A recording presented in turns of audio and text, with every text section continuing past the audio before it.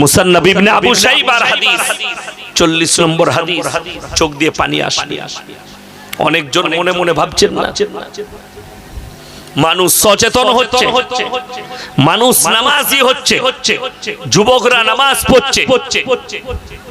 আমি তো দেখতে পাচ্ছি মুসলমান যুবক নামাজ পড়ে, ড্যান্সও করে। কি বললাম? টাকা হয়েছে, 5 ওয়াক্তের নামাজি ছেলের জন্মদিন পালন করছে, গান বাজনা করে, নামাজ পড়ে, মুখে দাঁড়িয়ে আছে, বেটা বেটির বিয়েতে গান বাজনা। এই আউস গ্রাম থানায় আজ থেকে 7 বছর আগে আমি একটা বিয়েতে এসেছিলাম। আমি বলেই দিয়েছিলাম যে আমি যদি বিয়ে পড়াতে যাই সেখানে কিন্তু গান বাজনা হলে আমি কিন্তু থাকবো না। বলে হুজুর কিছুই হবে। আমি তো বরযাত্রী আর বরের আগে ঢুকে গেছি, মুর্শিদাবাদে জলসা ছিল, ঢুকেই দেখছি গান বাজনা চলছে। আমি বললাম এইটা তাহলে হবে না, এই বিয়ের প্যান্ডেলটা হবে না। মেয়ের বাপ বেরিয়ে এসে বলছে হুজুর এইটা। আমি বললাম এখানে তো আমি তো নিষেধ করলাম গান বাজনা, গান বাজনা। হুজুর ওই ছোট ছেলেরা, আমি ছোট ছেলেরা বাজাচ্ছে, তুই হিজড়ে, তুই হিজড়ে, ছেলেগুলো এমনি হয়ে গেছে খাওয়াতে। বড় কষ্ট লাগে। মৌলবীকে ধোকা দেয়, ইমাম দিকে ধোকা দেয়, ছোট ছেলেরা বাজাচ্ছে। তুমি না মরদ, বাড়িতে তোমার মারদানগি নেই যে বাচ্চারা বাঁচাবে।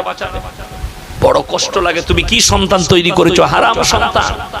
যারা হারাম কাজ করে তারা কিরকম সন্তান হতে পারে? আপনার গায়ে লাগবে কথা, আপনি ভেবে দেখবেন।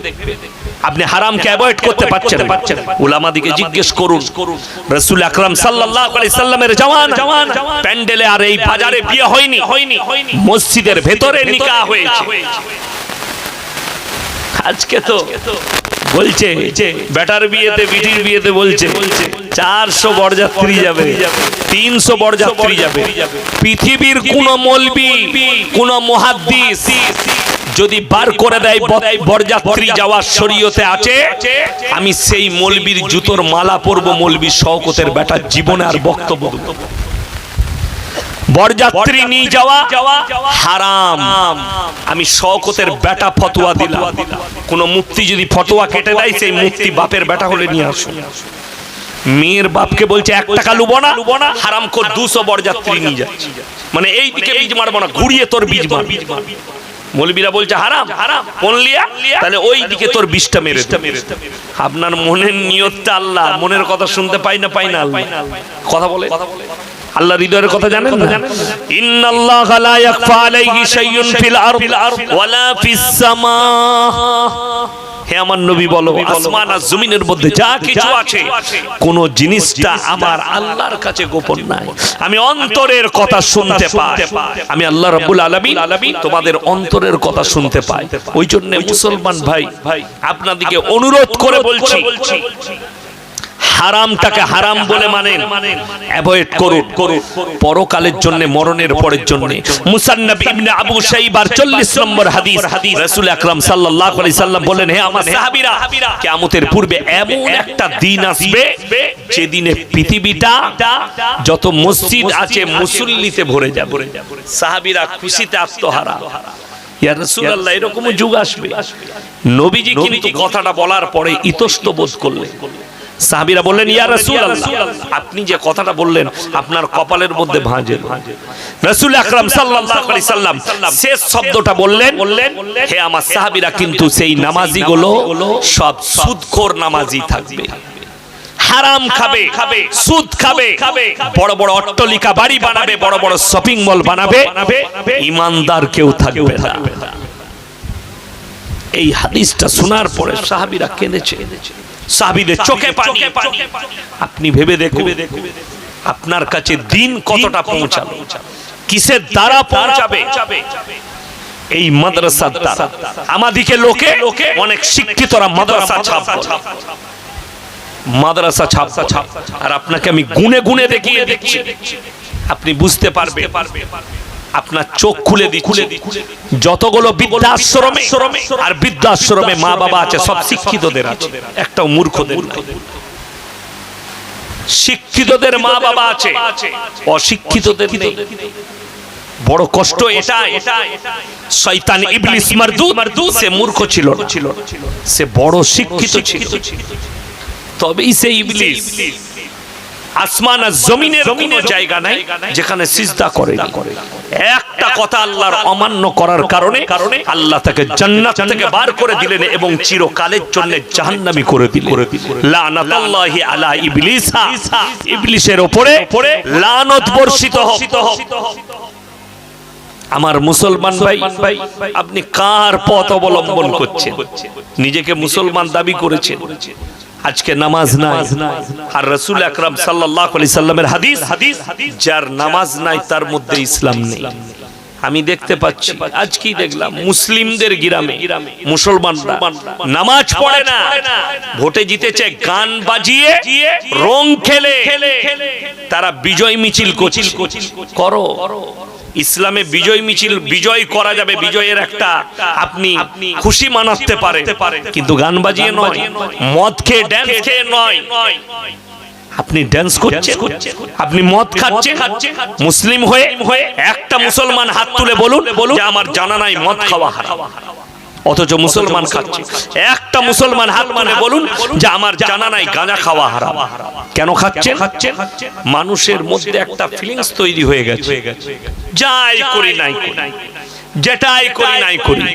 হুজুররা মরে যাওয়ার পরে মিলাদ হয়, মিলাদ হবে, মৌলবীরা এসে দোয়া করবে, জান্নাত রেডি। এটা তো আমাদের দেশের নিয়ম। মানুষ মরে গেলে আমাদের মায়েরা দেখে, আমাদের সমাজ চলছে মেয়েদের হাদিস, লোক মরে গেলি 3 দিনে মিলাদ, 4 দিনে মিলাদ, সাতার ফায়দা ঘাটে উঠানো দিয়ে 40-এ কি বলে 40-এ কমপ্লিট জান্নাতে ঢুকিয়ে দিল। কে ঢুকালে? হুজুর।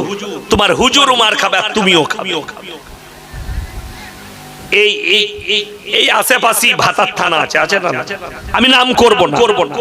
ভাতার থানায় এমন একটা গ্রামে গেছি, মরা বাড়িতে মাইয়াত হয়েছে, যার ঘরে লোক মরেছে তারই ঘরের গোয়ালের গরু খুলে জবাই করে খানা করে খাচ্ছে। কোন মৌলবি যদি বলে দেয়, গোটা ভাতার থানার মৌলবিদিকে চ্যালেঞ্জ দিলাম যে যার বাড়িতে মাইয়াত হয়েছে তার ঘরের খানা করা চলবে, আমি জীবনে আর বক্তব্য দেব। কষ্ট লাগে, দুঃখ লাগে, বেদনা লাগে যে আজকের জামানায় মুসলমান এমন জায়গায় পৌঁছে গেছে। যদি বলেন হাদিসে কি আছে, কারো বাড়িতে মাইয়াত হলে 3 দিন পর্যন্ত তার বাড়িতে চুলা জ্বলতে দিও না, এটা প্রতিবেশীর হক। এটা হাদিস, রাসূলের হাদিস। যার বাড়িতে মাইয়াত হবে প্রতিবেশীরা 3 দিন চুলা জ্বলতে দিবে না।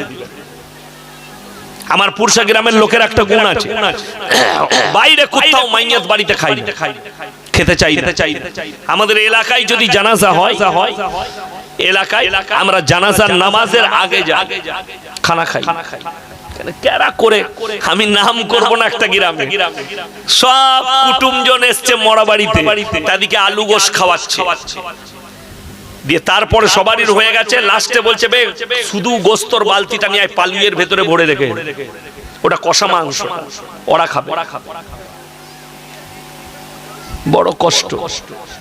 আমার বর্তমান জেলায় একজন ইমাম খালি রমজান মাসে বয়ান করেছে, মাইয়াত বাড়িতে কি হয়েছে, মাইয়াত হয়েছে। জানাজার ময়দানে গ্রামের মোড়ল এলান করছে, ভাই জানাজার নামাজ পড়ে যারা এসেছেন খানা খেয়ে যাবেন। ইমাম সাহেব বলে রমজান মাসে এলান করা হারাম। সেই ইমামকে সকালবেলায় মসজিদ কমিটি তাড়িয়েছে, মসজিদ কমিটি তাড়িয়েছে। দুঃখটা তো এই জায়গা, বেদনা এই জায়গা যে মুসলমান, আপনি নিজেকে মুসলমান বলছেন, রমজান মাসে ইমামের চাকরি চলে গেল, আর আমি ইয়াসিন যখন রোজার পরে জলসা করে বললাম মাইয়াত বাড়িতে রমজান মাসে খানা রান্না করাটাই হারাম, তখন লোকে বলছে ইয়াসিন হক কথা বলেছে। কেন? আমার তো চাকরি যাবার ভয় নাই। আজকে যে আমি ওর গ্রামে বয়ান করছি, আমার চাকরি যাবার ভয় আছে নাকি? ভয় নাই। শুনবেন আমি নেমে চলে যাবো, আবার অন্য গ্রামের লোক দাওয়াত দিবে, সেইখানে বয়ান করবো। তুই বুঝলি, আমি আমার কথাতেই অটুট থাকবো। ইমাম বলে দিলে ইমামের চাকরি চলে গেল।